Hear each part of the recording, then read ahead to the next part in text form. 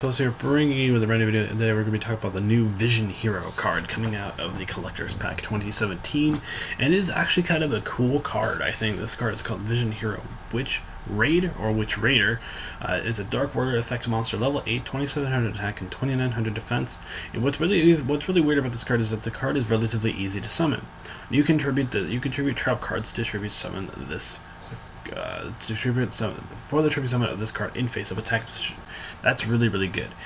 Basically, you can get rid of some of your floodgates that you don't want on the field anymore, or you can just get rid of cards in general that you don't really want to play on, like your floodgates that are stopping you at that point, or something else.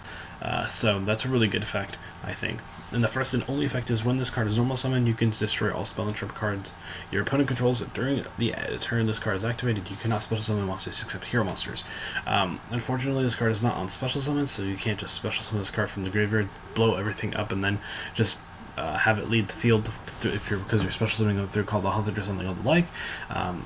The really good thing about this card is that it destroys your opponent's spell and trap cards, and not only that, it's also not a spell card like so Imperial Order can't stop this card. So if Imperial Order is kind of slowing you down and it's on your opponent's side of the field, you can just basically blow it up for free, which is really good. This is actually, I think, a generic card that you could probably play in most things. The only downside is that you can't special summon anything except hero monsters, which is kind of okay, I guess, because there's a little bit of a limitation on the card. But it's not a once per turn effect, so if you manage to normal summon this card twice, you could blow up 2 things if it happens to be resilient. Like I don't know, but you just saying, it's not a once per turn effect. You could just basically destroy your opponent's board twice if you want to.